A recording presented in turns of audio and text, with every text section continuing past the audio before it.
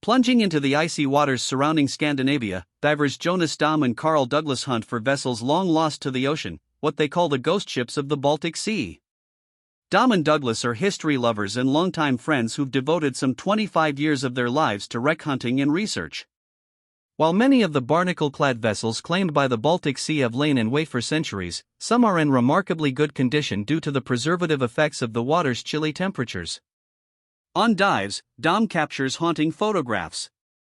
Intact ship furniture, detailed interior wall carvings and an only slightly cracked ship's clock have all been snapped on the seabed. Dahm and Douglas also spend hours poring over books, researching the wreck's histories. A selection of Dahm's eerie photographs, paired with Douglas' written reflections, feature in the book Ghost Ships of the Baltic Sea, published by Swedish publisher Bokförlaget Max Strom. In the depths of the sea. Dahm took this photograph of a cod swimming past SS Undine, a 19th-century German cruiser that became a war vessel during the First World War. The ship sank in the southern Baltic in 1915.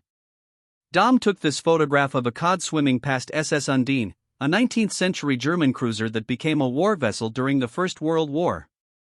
The ship sank in the southern Baltic in 1915. Jonas, Dahm. The Baltic Sea has been a center for seafaring activity for centuries, from maritime trade to maritime conflict.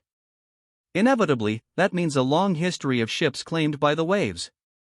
In the book, Douglas writes there are tens of thousands of intact, undisturbed shipwrecks from every era submerged in Baltic's watery depths. There still are many that haven't been found yet, Dahm tells CNN Travel. The Baltic Sea's potential wealth of well-preserved wrecks makes it the home of the best diving in the world, says Douglas. Dahm and Douglas first met in the late 1990s through mutual diving friends in Stockholm, Sweden. Dahm's been diving since he was a teenager, honing his underwater photography skills during his compulsory military service. In contrast, Douglas admits he avoided the ocean for a long time. I was scared of water, but things that scare often also fascinate, he tells CNN Travel. After a bit of persuasion from friends, he gave diving a shot. After that I was hooked, he says, while admitting he still gets seasick on boats. Photographing underwater. Dahm took this photograph of the interior of what was once a passenger cabin on board the Aachen, a 19th-century steamship that sank in the First World War when it became a German Navy vessel.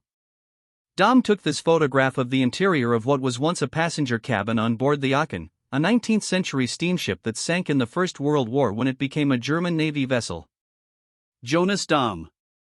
Each of Dahm's images are bathed in a viridescent ocean hue, but key details are also illuminated, as Dahm moves between capturing the heft of the lost ships and zooming in on haunting details.